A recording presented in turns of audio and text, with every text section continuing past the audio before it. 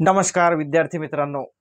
शेवटी महाराष्ट्र कारागृह डिपार्टमेंट या डिपार्टमेंटमधील जे पोलीस कॉन्स्टेबल आहे यांची जी ट्रेनिंग चालू होती कुठं पुण्याला, तर या सर्व उमेदवारांची पासिंग परेड येत्या 30 तारखेला म्हणजेच 30/6/2025 रोजी यांची फायनली म्हणजेच या ठिकाणी आता कोणतीच तारीख चेंज होणार नाही आहे. मागच्या काही 2 अपडेट आल्या होत्या, तर त्या 2 अपडेटनुसार 20 जून नाहीतर 22 जून अशा त्या 2 अपडेट होत्या. तर त्या अपडेट आता कॅन्सल झालेले आहे, रद्द झालेले आहे. तर आता नव्याने तारीख निर्माण झालेली आहे. ती तारीख म्हटलं म्हणजे 30/6/2025 रोजी यांची पासिंग परेड होणार आहे. तर सर्व महाराष्ट्र कारागृह विभागामध्ये नियुक्त झालेले नवनियुक्त पोलीस कॉन्स्टेबल यांना सांगणं आहे की त्यांनी आता तयारीमध्ये राहायचं आहे. तयारीमध्ये कोणत्या, तर डायरेक्ट ट्रेनिंगला जाण्यासाठी त्यांनी तयार राहायचं आहे. तर ट्रेनिंगला जाण्यासाठी कोणकोणत्या प्रकारचं आपल्याला साहित्य न्यावं लागेल, कोणकोणत्या प्रकारचं साहित्य लागेल, तर हेच आपण आजच्या व्हिडिओच्या माध्यमातून जाणून घेणार आहोत. तर बघा, कारागृह पोलीस पासिंग परेड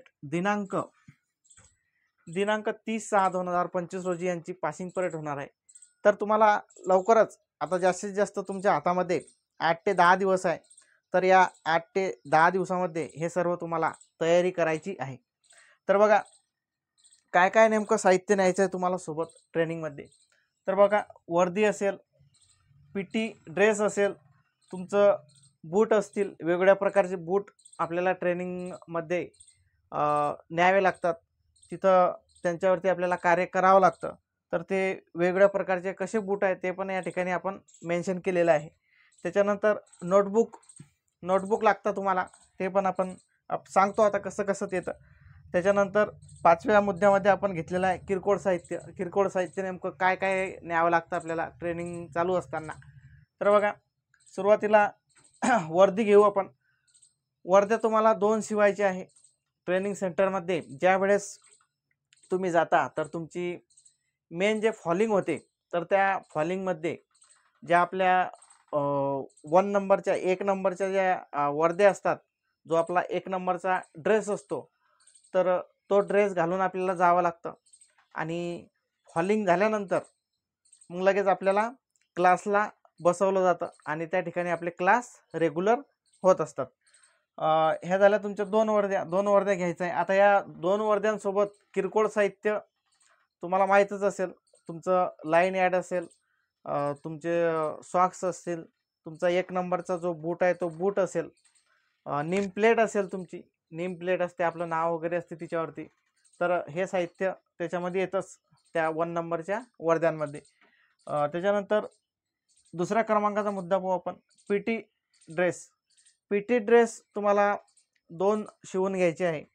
आता याच्यामध्ये हे फॉर मेल म्हणजेच पुरुषांसाठी आपण नमूद केलेलं आहे. बघा, 2 ड्रेस घ्यायचे आहे पुरुषांसाठी. त्याच्यामध्ये 2 हाफ पॅन्ट खाकी घ्यायचे आहे.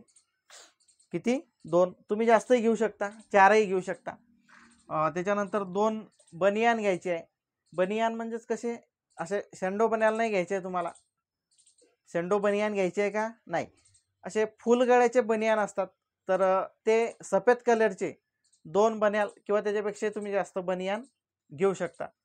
हे झालं फॉर मेल म्हणजेच पुरुषांसाठी, जे पुरुष कॉन्स्टेबल आहे ट्रेनिंगसाठी, तर त्यांच्यासाठी झालं. तर ज्या फिमेल उमेदवार आहे, ज्या स्त्री उमेदवार आहे, तर त्यांनी जे आपलं 1 नंबर ड्रेसवरची जे फुल पॅन्ट असते, ती फुल पॅन्ट आणि टी-शर्ट, सफेद कलरचे टी-शर्ट असतात. आता बऱ्याच मुलांनी फोन करून विचारलं किंवा कमेंटही करतात मुलं, किंवा जे फिमेल उमेदवार आहे, तर त्यांनी नेमकं कोणत्या प्रकारचं टी-शर्ट घ्यायचं, तर सफेद कलरचं टी-शर्ट असतं. त्याच्यावरती काही लिहायचं का, तर नाही, मुळीच तुम्हाला त्याच्यावर काही लिहायचं नाही आहे.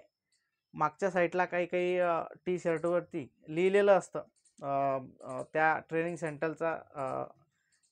ट्रेनिंग सेंटरचा सिम्बॉल वगैरे त्या ठिकाणी असतो. परंतु असं या ठिकाणी तुम्हाला काहीही करायचं नाही आहे. जसं आहे तसंच घ्यायचं आहे. कोणी? फिमेल उमेदवारांनी. जो 1 नंबरचा जो तुमचा पॅन्ट असतो तो पॅन्ट आणि सफेद कलरचं टी शर्ट, 2 पॅन्ट ते लागतील आणि 2 टी शर्ट ते लागतील.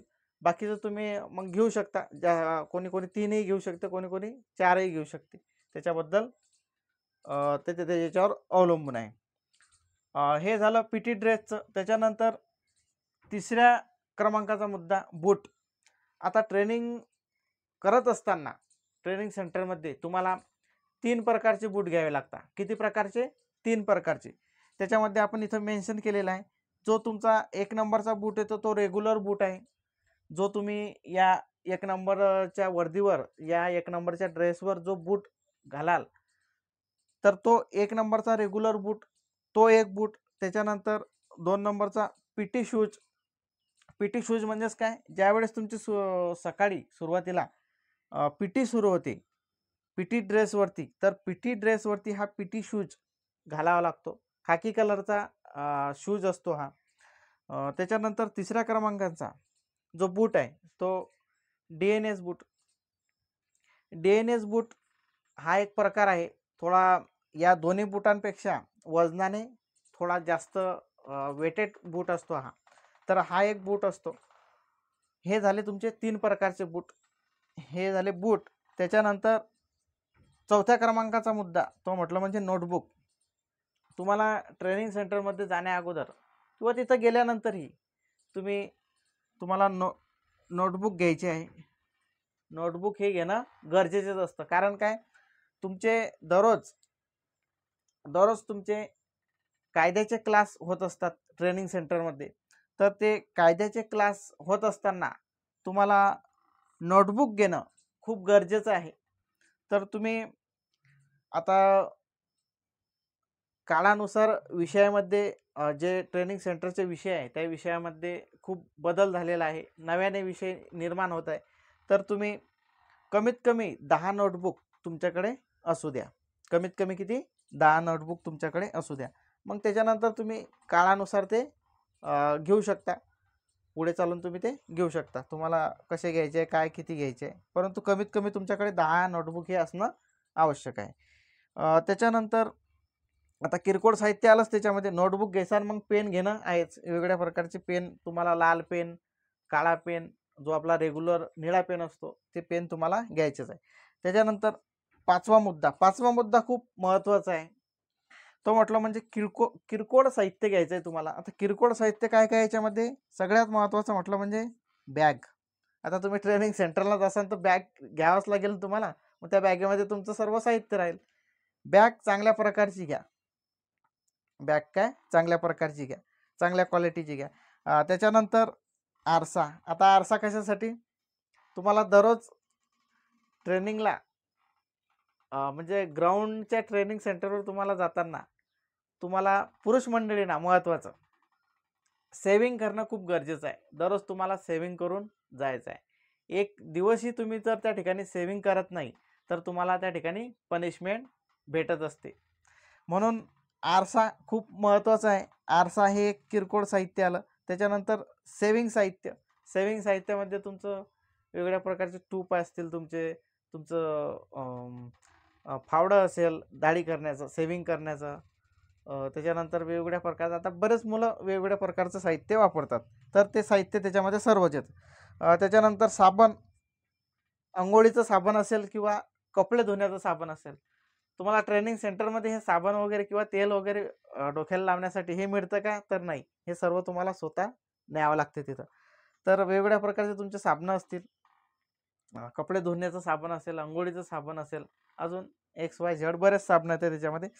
त्याच्यानंतर मच्छरदाणी, त्याच्यानंतर ब्रश, बकेट, मग, हे सर्व किरकोळ साहित्य तुम्हाला सोबत घेऊन जायचं आहे.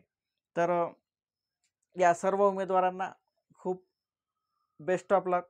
कशासाठी? ट्रेनिंगसाठी. लवकरच या 8 ते 10 दिवसामध्ये अपडेट येणार आहे आणि तुम्हाला मेसेज पण येणार आहे. तर ही एक अपडेट होती. तर या ठिकाणी थांबू. जय हिंद, जय महाराष्ट्र.